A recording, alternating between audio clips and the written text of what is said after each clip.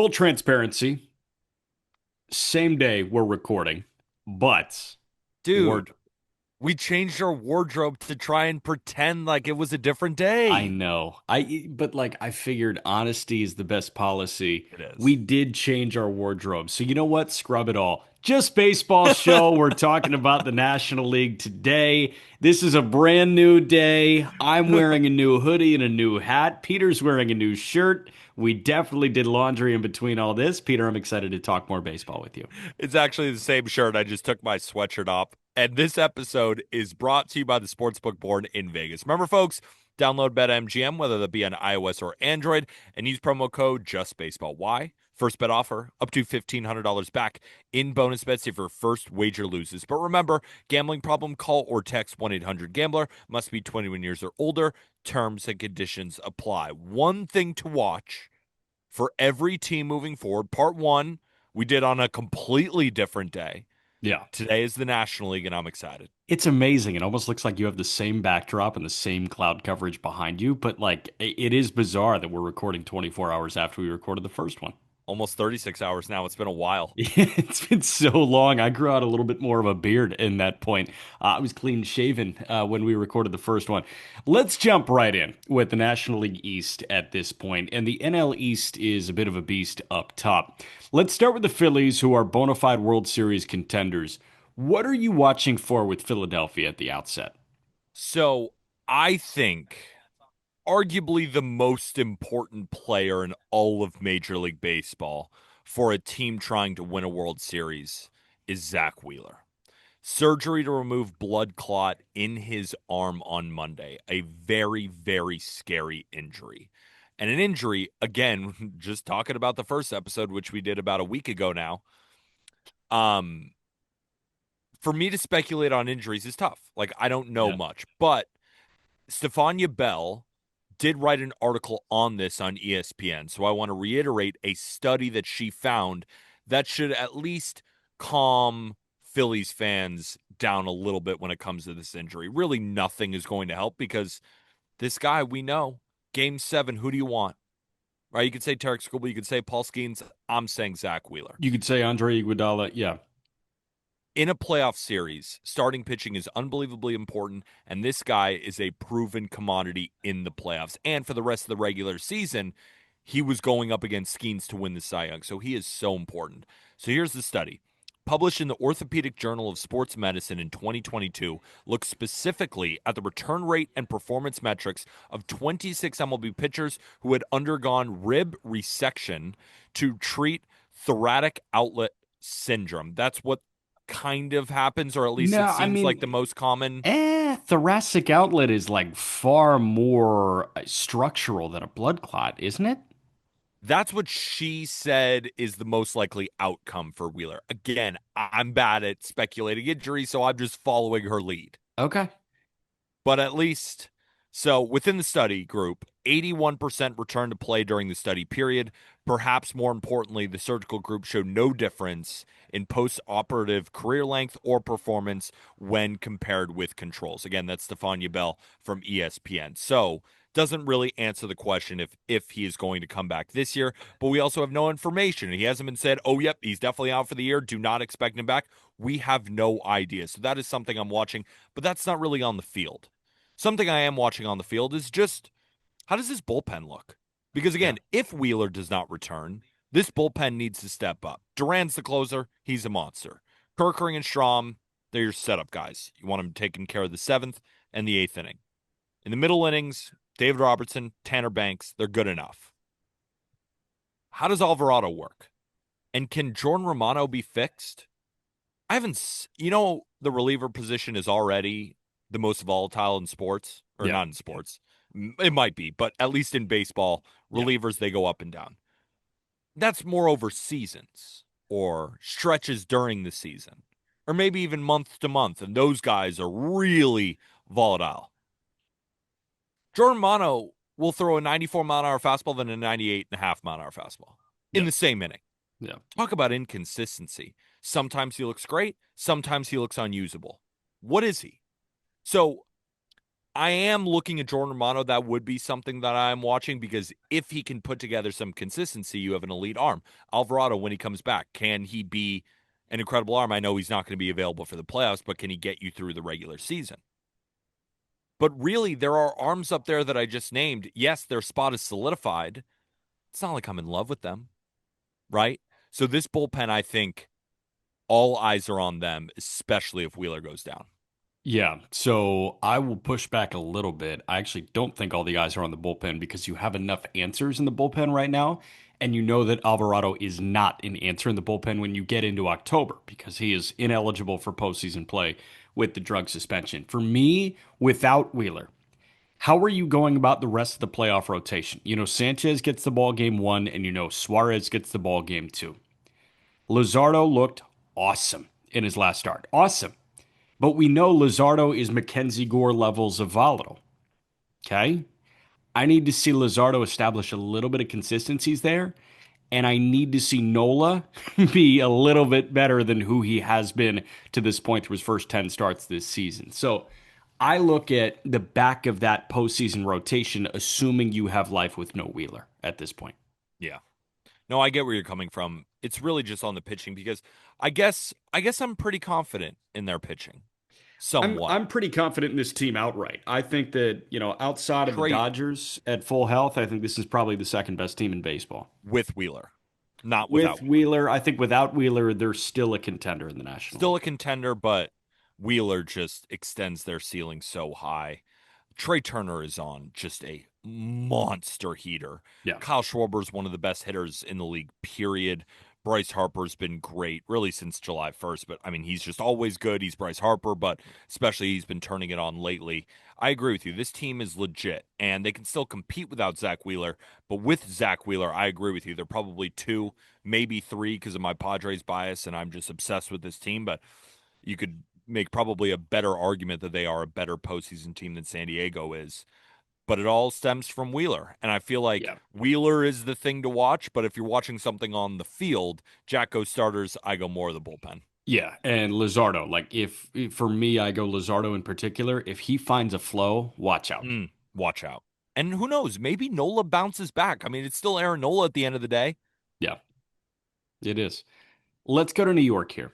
The Mets. I circled three guys. It's not even like a question or a narrative. I just circled three players, and it's like, I want to watch you run through the tape in the regular season. Nolan McLean, who just came up and looked very Mm. good in his major league debut. McLean, Brandon Sproat is probably going to get an opportunity at this point. So I'm looking at Sproat helping them run through and secure that final wild card spot. Ryan Helsley, that's the one for me. That's a humongous X factor. I'm looking at rotational help, and then I'm looking at the all-star closer that you traded for. I think those are all great answers. I went even bigger and I circled one player. The man that stirs the drink, the spoon that stirs the drink, the engine to this team. We've talked about it with Ryan Finkelstein, now executive editor at Just Baseball. Shout out Ryan Editor in Finkelstein. Hopefully, chief. editor in Editor in chief. chief, you See, I got don't even this. know what I'm talking about because we recorded the AL version so long ago. Yeah, right. Francisco Lindor. Francisco Lindor. The Mets go 34-20 in April and May. Lindor posted a 953 OPS and an 803 OPS. June and July, Mets go 26-25. Lindor posts back-to-back 630 OPS months. Mets offense, Mets team starts to heat up a little bit in August. It's because Lindor has an OPS over 1,000. Juan Soto is one of the best hitters on the planet. Pete Alonso is one of the premier power bats in the league. Jeff McNeil is a solid hitter. They have a good offense, but they become elite when Lindor is Lindor. Lindor is the guy that everybody's looking at. He's the catalyst on defense. He's the leadoff hitter. He needs to be on first base or second base or hitting a leadoff home run. And then this Mets team gets so dangerous. And it's reflected in the record. Is Soto a better player? Probably, just because of how prolific he is off on offense. But Lindor is what makes the Mets go. He has to turn it on for the Mets to be a true World Series contender. If he's just a 700 OPS, Mets will make the playoffs, probably, even though the Reds are on their tail, but I still have confidence in the Mets to make the playoffs, and they'll probably be an early exit. And it's not even their fault, too, because the National League is just so good. The Mets, as currently constructed, could probably get out of the American League and go face a team in the National League. But the National League is just so loaded. What are you going to do against the Brewers? What are you going to do Yeah. against the Phillies, against the Cubs, against the Dodgers, against the Padres? It's just so loaded. So if Lindor's not turning it up, you're a first round exit. If Yeah. Lindor is, and he's putting up an OPS near 1,000, you can get to the NLCS and face whoever's on the other side of the bracket and feel good about beating them and getting to the World Series because that NLCS matchup is going to be their hardest because then they're going to face some team in the American League like the Yankees and probably blow them out in five. So Lindor, I got my eyes squarely set on you. You have to be the guy. Interesting. I like that. And Lindor was the guy for them down the stretch to get them into the dance. And he Mm-hmm. was the guy for them in October. So can you repeat? Can you do a little bit more of the same? I like that shout. Let's Absolutely. go to Miami here. I'll start for Miami. I'm watching Augustin Ramirez in the catching progression right now. That's crazy. I also wrote down the same exact thing. Yeah, it was a tough week for Augustine against St. Louis. A couple of pass balls here.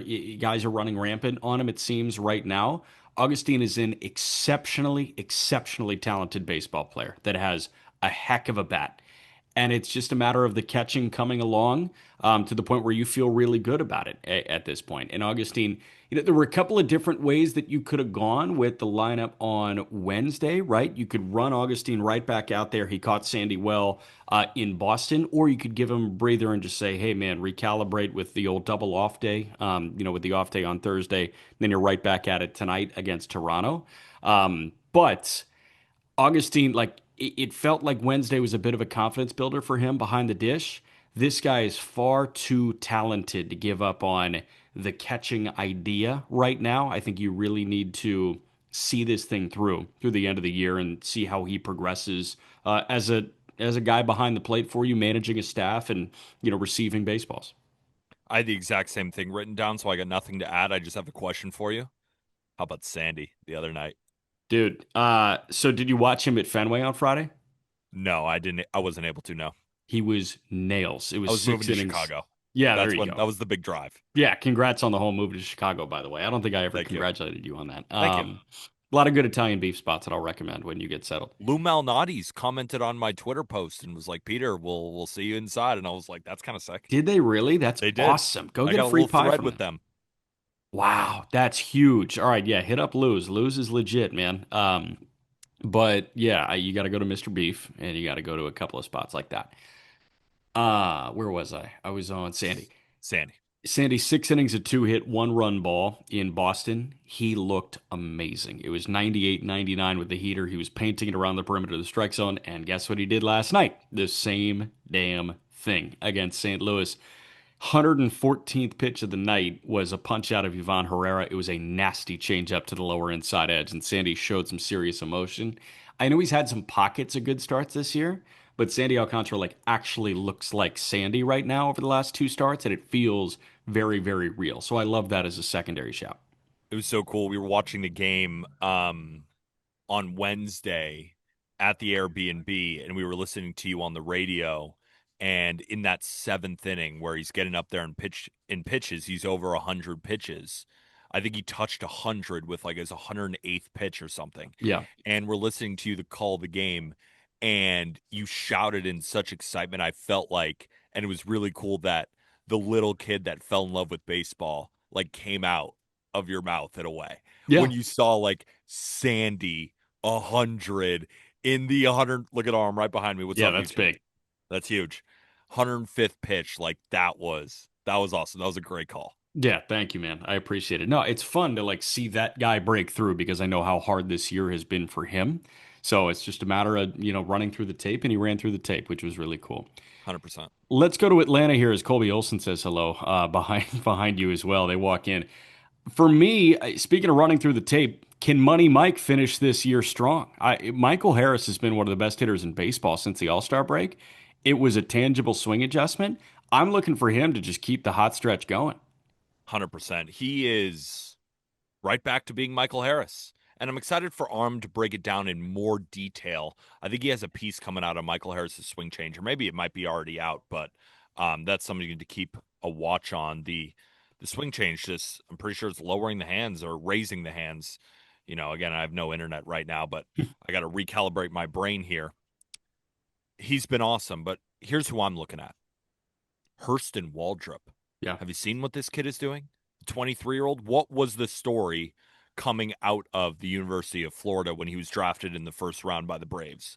Yeah. Man, that split change is unbelievable. This guy can get outs against major league hitters right now with that pitch, but he might be a reliever because he doesn't really have much else. But if he can find a third pitch, this guy can develop into a real starter. Yeah. Now, what does he do in 2024 when he's really struggling? It's the four seamer, it's the splitter, and it's the slider. So he found a third pitch, but our analysis wasn't really correct because he was terrible. With all due respect, he had a 5.82 ERA, Yeah. or excuse me, 16.71 ERA. He had an Yeah. Very, 8% very strikeout rate small with a sample. 22% walk rate. Crazy small sample, but again, not much to grab onto, obviously. Yeah. Gets back in the lab and comes out this year, and he's a completely different guy. The four seamer, he went from throwing 40% to 4%. And now he's splitter, cutter, curveball, sinker, slider. Fastball hittable. What do? Let's do it with a cutter. Let's do it with a sinker. Right? There's no flat fastballs at the top of the zone anymore, but now that fastball can be more of a taste breaker. So you still have to respect it because he will mix it in slightly. Yeah. But it's all these other pitches now. This guy can clearly grip pitches and learn. And at 23 years old, for a guy to make that drastic of a change and to see that change land so effectively, wildly fascinating to me because the Braves need guys to latch onto. Can't latch on to Strider right now. Michael Harris being amazing is so great because there's something to watch outside of Matt Olson and Ronald Acuna Jr. and Profar just still hits. Like Profar just still hits. He's still really good. But next year, who are we building on? Because Braves fans, we know AA is not going to go and sign Fromber. He's not going to go sign Michael King. It's not really how he operates. So how else are we going to get back to the top of the National League East? Guys like Hurston Waldrop taking that next step. And I'm seeing it, and I'm excited to keep watching it for the rest of the year. Yeah, and it's Strider looking healthy, and it's Sale getting right, and it's Schwellenbach getting right and ticking up. Like they have just been dealt so many blows in terms of injuries, and I'm just looking at them being healthy next year. They could run it back and be one of the best teams in baseball with the same exact roster. Feel very confident in that. Yep, absolutely they can. All right, last team in the NL East we got to talk about the Washington Nationals. There's not a lot to look at whatsoever here. I ID'd two things. James Wood can get to 30 homers. Mackenzie Gore can get to 200 strikeouts. That's it. The Nationals have been one of the most they've been one of the worst watches in baseball, period. Yeah. All year. Defense, bad. Not smart base running. They don't do the little things at all. Horrible at bats through most of the lineup. Like even James Wood and CJ Abrams, like post All-Star break, aggressive when you don't need to be, just rolling over. They look disengaged. It looks like a team that has just given up. Yeah. I'm not turning on the TV to watch Nationals games. I'm just not. There's nothing really to key in on. Yeah, James Wood, but I just expect James Wood to be good. So if he doesn't end the season strong, it's like, all right, whatever, we'll turn the page. We'll get back to next year being one of the best outfielders in baseball. Yeah. CJ Abrams, I know who you are. You are a top 15 shortstop in baseball. You can affect the game on the base pass. You're a fun hitter to watch. I already know that. I don't need to watch the rest of the month to go see that. Yeah. The only thing that is moderately intriguing, and this is more for the Nationals fans, are Jake Irvin and Mitchell Parker even usable? Like, are they a part of? We're looking for Nationals starting pitchers to latch onto. We have Gore. Who else? Irvin, I thought was kind of a part of it. I wasn't saying Irvin's the two, but it's like, oh, Jake Irvin will be in our rotation for a long time as our four. Mitchell Parker will be in our rotation a long time as a four.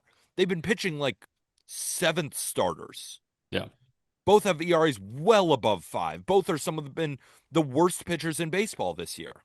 Yeah. But they're better than that. We know that. We've seen it. So I guess I'm watching that. But I got to be honest. I want to watch the rest of the 29 other teams. Actually, 28 because I'm not watching the Rockies either.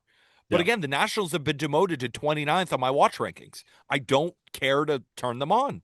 Yeah, no, I have no interest. Cavalli, like for me, it's Yeah. Gore and Cavalli, and those are the two that I'm watching right now. But at the end of the day, like Gore, Luzardo walked so Gore could fly at this point. Like an ERA over 4 blows my mind for I this know. guy. And I have so much stock in Mackenzie Gore, it feels like, just anecdotally. I don't have actual stock in Well, Mackenzie Gore, but here's the problem though. That ERA, like if you look at his game logs, it's a lot of good he's starts, and then there's the 2 inning, 11 earned start. he's Cy Young, Cy Young, Cy Young, and then who's the low A kid throwing in a Major League Baseball game right now? 100%. Who's the fan they plucked out It's on so Marlins bizarre. Day at Lone Depot Park, just baseball day? Like they picked one of us, and they're like, "Go throw with your opposite hand." Yeah, but you would be nasty. I would be And you're nasty. That's hitting true. a nuke on Tomoyoki Sugano. Sugano. Yeah, That's true. I don't count me. I'm a different breed. right. I understand, but it's like Yeah. picking me. It honestly, it's Cy Young, Cy Young, Cy Young. Jack gets the ball for the Nationals. I'm like, come on, dude. It's so hard. I'm rooting for you so hard. Yeah. All right, we're going to get to the NL Central in a moment, but before that, I want to tell you about our friends at Lids. We have had a great relationship with Lids to this point, and we're excited to keep that thing going. And using the code JBLids, all you got to do at your local Lids is mention that for a free year of Access Pass Premium with a Topps Chrome baseball purchase. It's a value or a hobby box. I think the term is a blaster box. That's like the value box. ARM uses all those cards and lingo and everything like that. But what you get with Access Pass Premium, it's a membership. 20% off headwear, 10% off apparel, 10% off novelty, which is everything else, not including trading cards. You get access to product giveaways, exclusive experiences, and early access to product drops. That's Access Pass Premium. It's a membership, and you get it for free. You get a free year just by mentioning at checkout with the purchase of a Topps Chrome Blaster or Hobby Box. JB Lids. Again, JB Lids. That's all you got to do. I'm really excited for what we're going to do in the off season around Lids, especially in South Florida. Miami boy in the off season, I'm really excited to explore a little bit. And the Lids at I think the Boca Town Center is where where I'm going to have to go and get fitted up. Dude, once I'm back, fully in Chicago because I moved there, and then a day later I'm out. We're traveling to Williamsport, Little League World Series, all that, and then just baseball day at Lone Depot You're Park not again still in on. Williamsport though. You've been we Oh, recorded the true. last show 2 weeks ago. Yeah, that's true. We recorded that about a month ago, so I am back in Chicago right now. This is a completely different Starbucks Really? Okay, patio. Yeah. gotcha. Um, Completely lost my train of thought. No, no, no. So I am a huge fan of Lids, and what I will say is, even if you aren't a big cards collector, I'm going there to get 20% off headwear immediately. JB Lids. Just say it there, and they'll get you that free pass. You can get all the other stuff, but as a hat collector myself, like Lids is the kingdom of that. So I will be heading straight to my local Lids, and using that code so I can get 20% off headwear. And then of course you get everything else. Easy peas. All right, let's go to the National League Central here.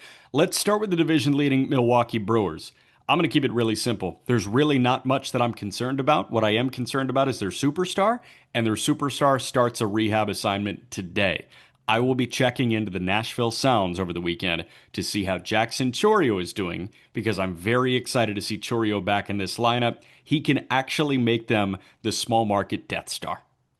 I wrote down Chorio as well, just because it's like, I mean, what else is the problem here? Mizorowski has been tough lately, but to be honest with you, I'm not worried because they don't need him. I don't care. Worst They could case just put scenario, they put him in the pen and he's throwing 103 in October. they could just pull up Logan Henderson, put a blindfold on, and just say, "Go give us 5 innings." It'll only allow one run. Yeah. I mean, Chad Patrick, they could call him up and like he's fine. I mean, it doesn't matter. Like Mizorowski is a great story. We want to see him pitch. When he's on, he's absolutely electric. But if the Brewers lose him, they won't even notice. I don't think that's how good they are. And maybe I'm overstating that, but watching Brewers baseball with everybody stepping up this season, they'll figure it out. Yeah. Right? It's not even that big of a deal. So, yes, Jackson Chorio, but if I were to find one thing on the field that could just unlock more greatness out of Milwaukee, because again, we're splitting hairs here, you should just always be watching Brewers baseball because every single guy in the lineup is hitting, including Joey Ortiz, Yeah. who I'm penciling in on or, you know, focusing in on. Yeah, you got this. I got it. I just got to Yeah. sound it out. Yeah, you got it. 860, 862 OPS in August. I mean, he's the only guy in the lineup who isn't hitting, and now Yeah. he's hitting, which makes their lineup borderline unstoppable with that pitching, with that bullpen. Again, there's not much to watch other than just you have to turn on Brewers games regardless of what we say. We could come up with a million reasons why you should be watching Brewers baseball. But yes, that is definitely something to watch, the Jackson Chorio thing. And then let's see if Joey Ortiz can keep it up. I'm in. Okay. Cubs, what you got for Chicago? For Chicago, I think it's pretty obvious, but they're making me real nervous. Hmm. Don't love the bullpen.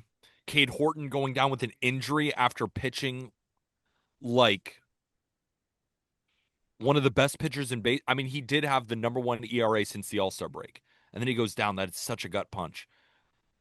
What's going on with Kyle Tucker? Has he been playing through a fracture on his hand? Yeah, Is some of the worst numbers since over the last month? PCA. Is his OPS going to finish with a 7 in front of it? Is that going to happen? maybe. We were talking about him winning MVP 2 months ago. That's how bad it's been. That's how he never hits anything. Anything. He's still playing his patented defense. But the Cubs will not go anywhere if Kyle Tucker is playing the way that he is and PCA is playing the way that he is. Full stop. They will not go anywhere. They might make the playoffs. There'll be an exit like that if those guys aren't hitting because of how good they are. Like, think about it. Any team, if you lose a guy with Kyle Tucker and PCA, their talent level, of course you're not going anywhere. I don't care who you are. It's like Yeah, the Dodgers losing Ohtani and Freeman. You're not going anywhere. yeah, If those guys are not playing well, it's over. And if they are playing well, you could go compete for a World Series. That's how important they are. That's how good they are. So all of the focus has to be on those two guys, but it's not like they're a perfect team surrounding it. I have other questions, but the answer to this podcast episode is one thing to watch. Those two. You got to be better. yeah. So following up on the Horton deal, it's a blister issue, right middle finger. It developed in the second inning of his start against Milwaukee, right? It was earlier this week. But Horton, it was a blister on the middle finger. I have no idea inside or outside. They're just planning like the rest recovery monitor thing, so he may skip a start, but he should be okay. Blister issues like they're naggy if you don't let it heal 100%. The healing time for a blister, like it always, it's so finicky, It's and that always makes, longer than you think because yeah. if you feel like it's fine and then you reopen it, you're back to square one. But if you also like take it slow, then you're probably okay. And for me, I'm just looking at the Cubs like, okay, like take it slow with Cade Horton. You're in the postseason. You're gonna get into the postseason. You're not gonna win the division because Milwaukee is amazing. So, like, okay, you're fine. Give Horton as much time as he possibly needs, build the ramp up, and then you're good. You're all systems go. So give it, 5, 6 days, no throw, whatever you got to do. And then all of a sudden it's healed up enough and then he's okay.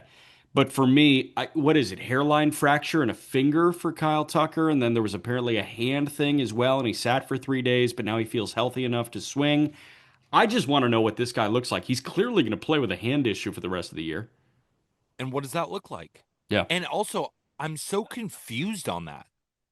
Cubs, did we not know this? And we were just playing him? Did Tucker try and hide it from everyone and just say, I'm fine? And like, clearly, I mean, the slugging percentage is in front of all of our faces. It's Yeah. dropping from 500 to 250. Yeah. I mean, the amount of rollovers to the second baseman, to the first baseman watching Kyle Tucker hit, it's like, you're a great infield coach. Yeah. That's the way he's swinging the bat right now. It's a complete 180. So I just don't understand how it got to this point. I don't get it. And now does he need to be on the shelf for an extended period of time? Because right now we're kind of seeing him in the dugout. He's not on the IL. He's just getting a break. What's a 3-day break going to do for a hairline fracture in your hand? It's crazy to me that they knew about this in June when everything was sunshine and rainbows and nothing happened. You could put him on the IL for a month in June if that needs to happen. I understand Tucker not wanting to impede on a walk year. I would just be curious like what the internal conversations were like around Kyle Tucker when they found out that he had that hand issue in June. 100%. And I feel like those reports are going to come out. And when they do, we'll report it here on the Just Baseball show. There we go. Okay, Cincinnati. This is a real wild card push from the Cincinnati Reds right now. As it stands, they've won 6 of the last 10. They're a game back of the Mets for that final wild card spot. It's going to take a serious push there because the Mets on paper are far, far superior to the Cincinnati Reds. But I'm looking at this big three in the lineup, man. Who are the big three in the lineup? Ellie, Ellie. that we could have conversations. Who are the big three in the lineup right now? It's not McLean. It's not Steer. Stevenson's hurt. CES has been down for a while. You got this, man. Come on. Who are they? I don't know. Like, Ellie, Miguel Andujar, I thought, and yeah, I mean, he has been playing well. I just thought when you say big three, I'm looking at the stars, and I'm looking Andujar's at the been a three star. best bats in their lineup right now, and I'm looking at Ellie De La Cruz, Miguel Andujar, and Noelvi Marte. Yeah, Those three are swinging the crap out of the bat right now. yeah, they are. And if they're gonna make it, if they're gonna leapfrog the Mets for that final wild card spot, it's because those three guys are playing out of their freaking minds.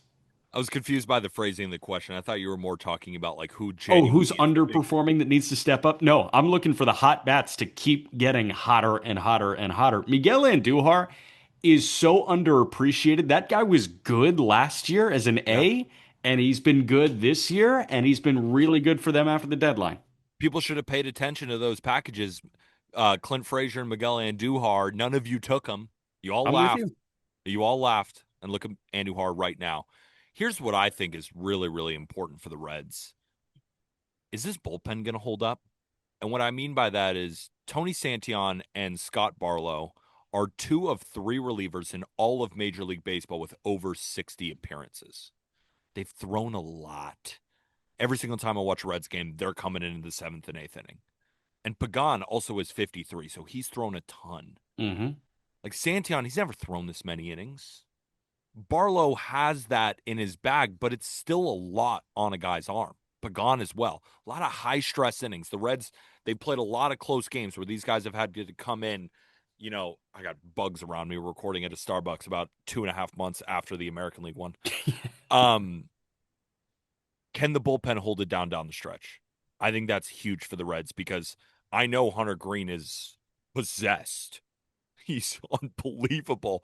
Andrew Abbott has a 2.28 ERA. Abbott's amazing. Amazing. So they can, I mean, they can pitch. Lodolo, right, who I think is dealing with something right now, Yeah. but they can pitch. It's can the bullpen hold its own for the rest of the season? Because it's not due to a lack of talent. It's due to the fact that these guys' arms might fall off Yeah. with how much usage they have. Can they stay attached for a month and a half and get them into the playoffs? We'll see. Yeah. Lodolo dealing with a blister issue. The flexor strain for Burns hurts my soul, but Suck. you have But Littell in the fold at this point too. I also think they put him on the IL because they need to limit his innings. That's my personal opinion. It's I wouldn't speculation. say that about a flexor strain. Might not be true. I don't know. Again, it might I don't know again about injuries. The timing just makes me think Yeah. it might be a little something and they're like, "Yep, we'll put you on the IL." Got you. But that's just again, I'm speculating. It's pure opinion, not based in facts. Yeah, speculation's always good. Yeah, Better always to good. be first than right, no doubt. Uh, 100%. Let's go to Twitter right now with that. I'm in perfect. I actually don't think he's hurt.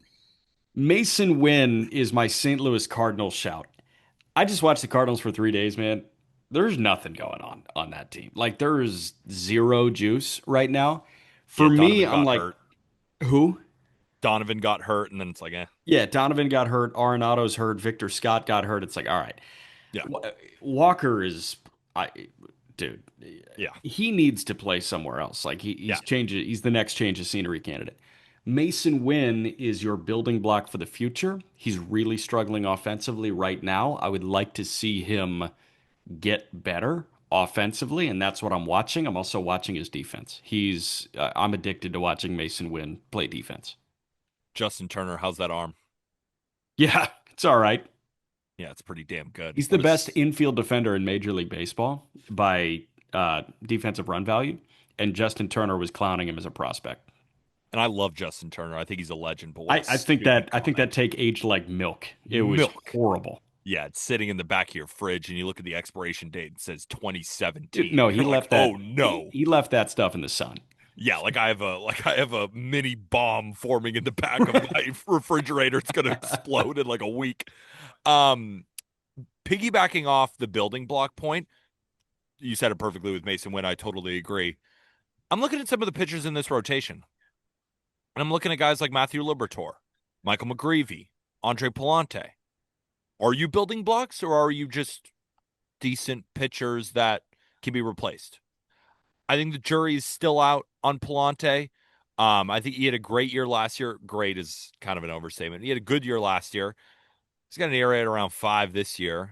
He's okay against the Marlins. Not really. You watch Not that start, really. like but he's better than that. McGreevy again showed good stuff against the Marlins, then kind of unraveled a I little bit. like McGreevy. But he's the youngest of all of them. Liberatore has flashed really good stuff, but he's just struggled to stay consistent.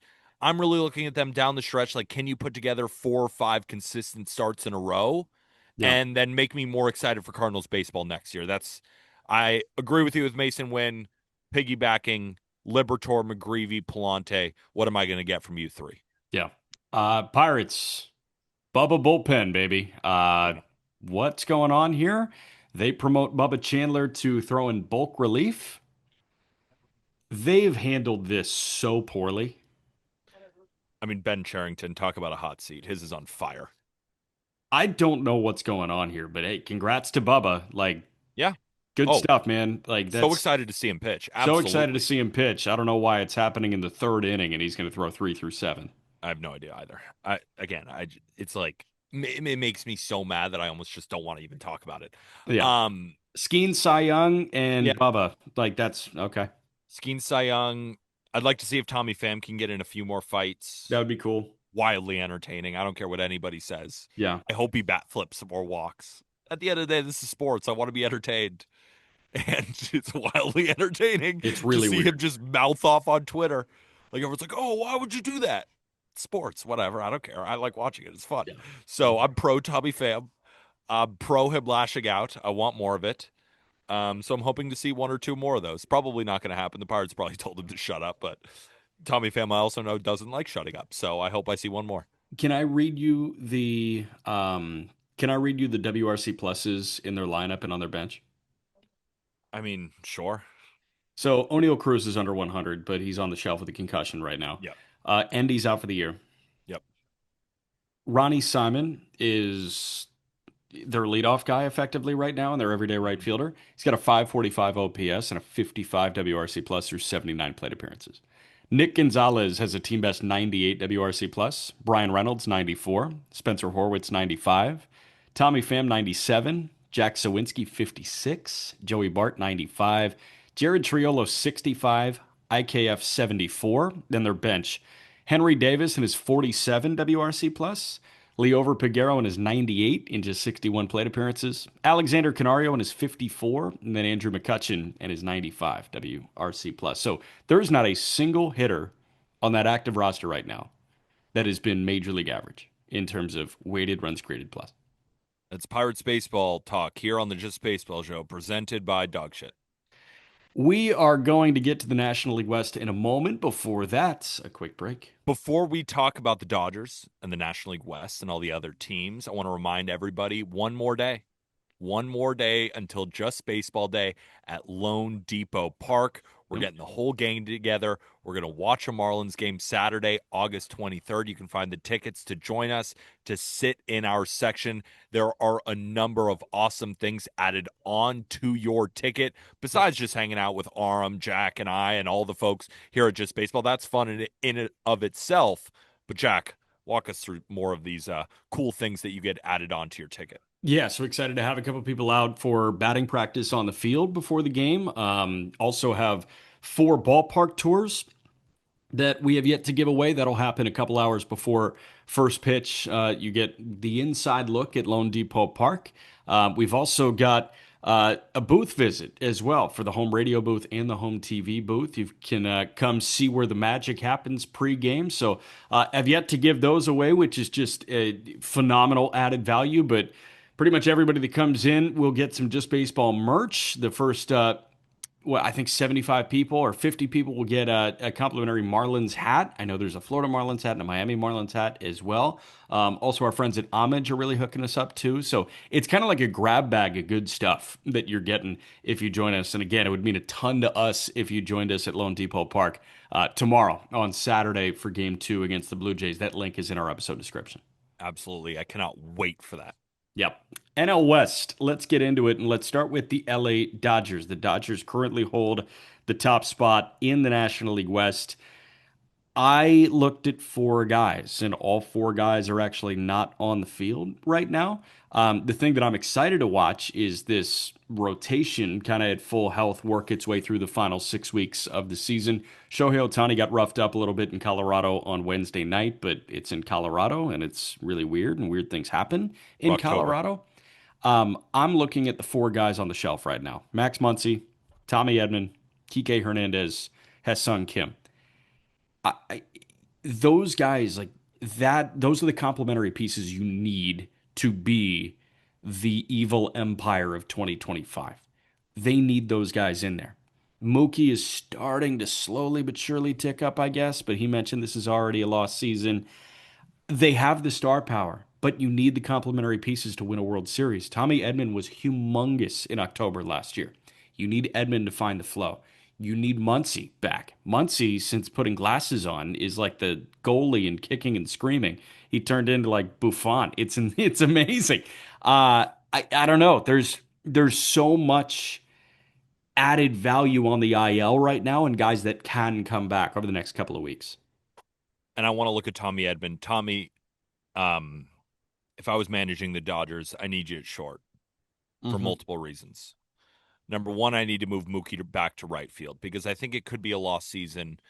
You remember this guy dealt with a crazy illness that made him lose 20 pounds, just took out a lot of the impact from the bat, and it's clearly carried over. And then also playing shortstop all year is such a demanding position. I need him to get off shortstop, but it's not just I need him to play right field because Teoscar Hernandez is one of the worst defenders I've ever seen play right field this year. Yeah. And they're having some conversations right now. I mean, I mean, it Dave is a Roberts. disaster out there. Yeah. So it's a twofold thing. I think Teoscar, he's having one of his down offensive years because I think he's letting the defense, again, speculating. I think he's letting the defense get into his head because it's been so bad that he's bringing it up to the plate and he's not able to be the same Teoscar Hernandez that we know. And I think Mookie Betts playing shortstop on top of all of this is hurting his offensive production. Put Mookie Betts out there and right, let him be the patented Mookie Betts. Maybe Teoscar DH. I don't know where you put him. You put Teoscar back and left, you get Conforto out of the lineup, and we put Tommy Edman right there, and we're way back to rolling. Then we're back to just being the Los Angeles Dodgers because I think that'll help Mookie a little bit. Because it's not like we need Mookie to be a 900 OPS on the Dodgers. We need him to just not be a 650 OPS on the Dodgers. Yeah. And you talked about him heating up a little bit. Yeah, in the middle of August, he had like an 8-game hit streak where he was going like 2 for 4. He was doing great. Then in his last 20 at bats, at least up until Wednesday. I wanted to make another joke about recording 3 months ago, but I think it's run its course by now. He's gone like 4 for his last 20, 4 for his last 21. Like you see pockets, Yeah. but I need Mookie to go to right. I need Teoscar to go to left. I need Conforto back on the bench, and Edmund. We needed to come back strong and play shortstop because if that happens, Dodgers probably win the World Series. Honestly, Yeah. It's fun to see the puzzle come together that darn quickly mm-hmm. for LA. And the fact is, they are just a couple of little tweaks away. It's one addition and then shifts and then one subtraction. And that's really it.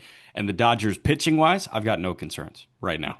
I And mean they're again, I just know Ohtani got roughed up in Colorado. I do not who. care Yeah, who cares? one bit. Yeah, Snell I don't looks care. unbeatable right Yeah, now. Glass knows the man. Sheehan's been good. Yeah, they're fine. Yeah, The they're bullpen totally is a fine. little bit not quite as good as was last year, but last year was so unbelievably amazing. So I'm used to watching just an A plus plus plus plus bullpen. Now Yeah. I'm watching like an A bullpen. And I'm Hmm. like, oh, I'm kind of concerned. NA bullpens can win a World Series. 100%. San Diego, little twist on a cliche. It's not how you finish, it's how you start. I have no concerns about this bullpen. For me, I'm worried about covering the front 4 or 5 innings in a postseason series, and I'm worried about covering the front 5 innings in every game for the rest of the regular season. Pivetta, stable, 25 starts at a 2.8. This guy's been unreal this He's year. awesome. He's just He's awesome. he's awesome. And then you get to Cease, like 25 starts at a 4.6. Then you get to JP Sears, 24 starts at a 4.9. Then you get to Darvish in 37 and 2/3. He's got a 6. Nestor Cortez, across 5 starts in 23 innings this year, has a 5.9 ERA. It's Pavetta. You were banking on King to be back, but then King hits the IL immediately with knee inflammation. And then it's this hodgepodge. And I would love to trust Cease. Love to. I would love to trust Sears to be just an innings eating five and dive get out guy. I just can't trust anybody outside of Pavetta right now at the front of this pitching staff. Dylan Cease is hardcore in Siberia Russian roulette. It's wild. And you And got a listen, gun pointed at your head. Luzardo walked so Gore could fly, so Cease could go to space and explore Mars. So Cease could leave the solar system. Mm-hmm. I never know what to expect. Against the Dodgers, he walked 6. Yeah. Oh, and to start before that, he was awesome. It's just, the hardest pitcher to predict, maybe in the history of Major League Baseball. It's unbelievable. I do think King will come back and he'll be fine. So that does, make me feel a little bit better. And because the bullpen can really just cover you from the 5th inning on, we don't even Yeah. need 5 innings. We need 4 because they just got 5. And that's not even counting David Morgan, who's a stud. Yeah. Yuki Matsui can still throw. Wandy Peralta can still throw. We say the 5th through this ninth is locked down. To be perfectly honest with you, I think them in a bullpen game is like better than any starter plus bullpen that anybody's got. That's how Yeah. good the bullpen is. So I'm not as concerned, but I do understand why you went there because of how inconsistent they are, because of how bad the numbers have been this year, just point blank. And it's like, our minds still go to starting pitching. It still is very important, but this team's it's a Preller built different type of team. Yeah. Here's what I'm looking at that just confuses me. And it doesn't really confuse me because I guess there is an answer, but it's an answer that I just have a hard time actually buying. Ever since the Tatis PED suspension, he just hasn't slugged. And I know that's maybe the answer, but it's hard for me to accept that that's the answer. Do you know what I'm saying? Does that make I sense? do know what you're saying. I feel like there are enough kind of flaws in the approach to negate that happening for him. Like it felt like the approach was a bit more sound. I would be Yeah. curious to know about like the exit velocities and all that. I don't have that in front of me. But here's what I do have in front of me. I have in front of me that he's got a 431 slug. It's the lowest of his career. Yeah. And again, post PED suspension, like he was still 460 to 480. It's not amazing. I mean, it is for a regular ball player, but for Tatis, he was up there in the 560 range. Yeah. Are you just not a guy we should rely on to impact the baseball for extra bases and home runs as much as I think we should? Because if you're not, what do we start to say about Tatis? What do we say about this Padres offense? Because when I think Padres offense, I think, all right, you have guys who can play at an MVP caliber level in Tatis and Machado. But if Tatis isn't slugging, that's just a wrong statement. Yeah. That's just not right. That is near blasphemy. Yeah. MVPs don't slug 430 unless you're hitting 370, Right. right? Unless you do something else amazing. Right. So that's something I'm watching again because this offense, it's really, really deep, adding Laureano and Ryan O'Hearn. But if Merrill isn't the Merrill of last year, you need Tatis to step up. And I'm looking at him in the slugging department. It stems from, I think, the heater. Like I'm looking at what Fernando Tatis has done against the fastball this year. He's hitting 327, but it's a 486 slug. He's got 8 homers against fastballs, 9 against breaking ball. And then I go back to, like 2021. Let's go back to. This guy saw 55% heater, which is pretty much exactly where he is right now. He's at 54% fastball. He hit 326 against him in 2021. So keep that in mind. In 25, he's hitting 327 against fastballs. He hit 326 in 2021. In 2025, he's slugging 486 against fastballs. In 2021, he slugged 701. So the batting average is the exact same. It's just a matter of damage. So Yeah. damage stemming from the fastball, I don't know exactly what it is. I hear what you're saying. Tatis is dynamic enough to still look like a down ballot MVP vote getter, even if he's not slugging 700. But you wonder where it went a little Yeah. bit. For me, it's like there's so much good going on with Tatis that I like ignore the weaknesses. I know, and I feel like we've been ignoring it for too long. Yeah, That's why I wanted to bring it up because we just expect it to happen when it's just not. yeah, Like it hasn't for a while. I But hear you. here's the thing. Maybe we're delusional. I still think it can happen in the final month and in October and him to play like an MVP candidate. But I have no evidence to provide myself with doing so other than before the PED suspension. I hear you, brother. So it's confusing.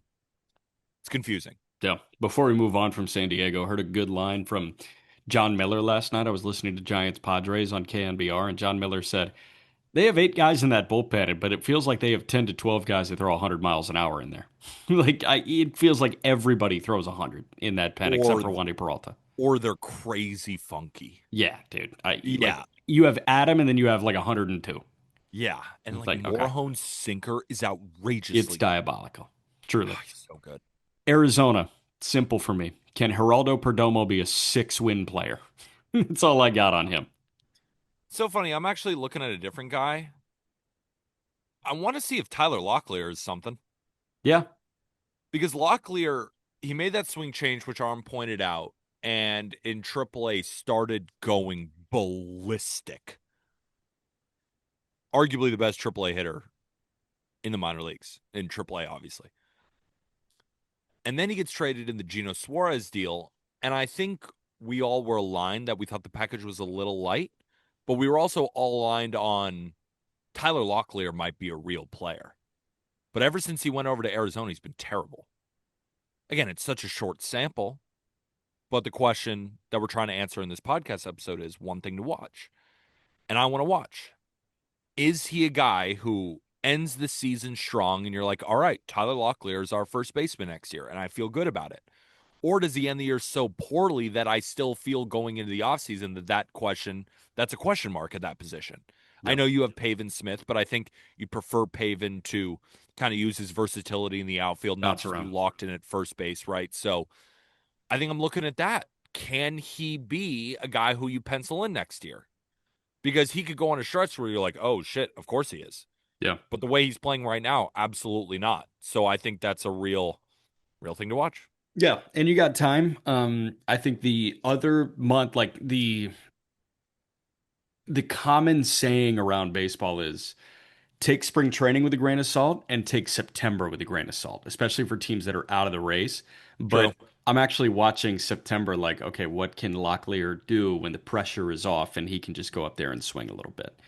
Two more 100%. teams, real quick. San Francisco, they're on like a slide right now. And it felt like they were out of it. And then all of a sudden they were back in it. And now it looks like they're out of it. They've dropped 8 of the last 10. They're 6.5 back.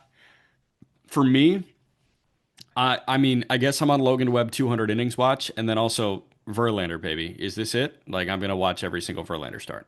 I can't believe I might lose my Giants over 79.5 wins, but Yeah, that feels, I guess, backdoor-ish. are you kidding? This team was 12 games over 500 like 2 months ago. Yeah, They have horrible. And now this player that I'm looking at is not the reason, but when you're arguably the best player on the team, you're going to get a lot of the attention. Rafael Devers. You got traded over to San Francisco. Can you just calm the crowd in the final month to show you're worth bringing in? hmm Can you inject some electricity? I'm almost thinking, yeah, the Giants are not going to make the playoffs next year. But if Rafael Devers ends the month well or ends, the year well, yeah, there's a lot more excitement going into 2026 for San Francisco. yeah, If he just sucks, and its thing is Devers is so good that with the Giants he has a 114 WRC plus. yeah. And it He's feels so super good. underwhelming. And it feels horrible, right? Yeah. He's so good. A 30% K rate? Yeah. Like, I know you've had histories of striking out a decent bit, but it's never really been above 25%. In Yeah. the front half with the Red Sox, it was around 22, 23%. You don't strike out 30% of the time, Devers. Yeah. And it's like he's taking these, like, those are the numbers, but from what I'm watching, he takes these enormous swings with two strikes. Yeah. Like, it does feel like he's overcompensating and he's trying to hit a home run every pitch. And Devers is a free swinger, right? He'll fish outside the zone, but that's what makes him so great. He's one of the best bad ball hitters like of the last decade, Yeah. right? That's what we hope Samuel Basayo of the Orioles can be. Yeah. But this, I mean, you're missing middle in the zone, dude. Yeah. Like you're Rafael Devers. You should never miss that. And if you do and they give you another one, that should be sent 450 into McCovey Cove. Yeah. But it ain't. It ain't. So again, he's not been dreadful. He's not the main reason the Giants have been on such a slide. Yeah. It's been everything. But can you be the bright light for the rest of the season to inject some positivity into this team in 2026? That's what I'm watching. I understand, man. All right. Last but least, Colorado warming Bernabel Hive. Rise up. What you got, man? I was going to send you a meme of him. It's like global warming. No, warming burnable. And that's just Yes. the meme. That's all it Yeah. says. I'm in. And it's just warming burnable in like a pit of fire. I don't know. Yes. I laugh. Warming Bernabel. Sure. I'm in. Another one, kind of a fun one. And this is actually a trivia question for you. Can Hunter Goodman be the first Rockies player to hit 30 home runs since? Arenado? Yes. But there was three guys who did it back in 2019. First of all, you play at Coors Field and it's been 6 years since someone's hit 30 home runs. Sure. That's not Okay. great for Rocktober. Who all did it in 19? It was 19. Arenado, Yep. Story, Yep. and Blackman didn't do it, did he? Bang. Ball nowhere shit. Charlie Blackman You. did it? Charlie Blackman, 32 jacks in 2019. Chuck Nasty. How about Chuck that? Nasty. So that's what I'm watching. I'm not watching. Those are Yeah. just things to fill out the podcast. I'm Fish being go to honest. Colorado. I'm excited for that. That's going to be fun. Weird And, baseball at and course. yeah. We've been honest. We said when we recorded the American League episode 6 months ago, Yeah. I'm not going to watch the Rockies for the rest of the year unless I have to, unless they're playing a really good team and I'm watching another pitcher. I'm not physically turning on their games. Why would I? I hear you. I There's hear so you. much other great baseball to watch. I get it. Sorry. That's what we got, man. Have a What we great got. weekend. Hopefully everybody has a great weekend. And unfortunately, we won't have a weekend roundup on Monday. But don't get too sad. We have one of the biggest guests in the history of the Just Baseball show coming on Monday. So be on the lookout for that one. So no weekend roundup, but I promise you're going to love that episode. Again, the best way to support the Just Baseball show, rate and review on Spotify and Apple Podcasts, 5 stars.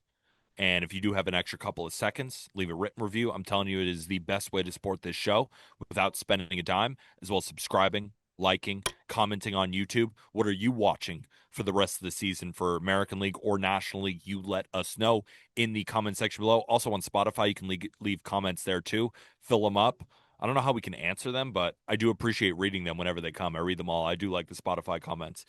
Um, Again, go get yourself some Just Baseball merch. Both Jack and I are rocking the hat. Go get yours. Join the best baseball group chat in the world. Yeah, damn right it is. In the world.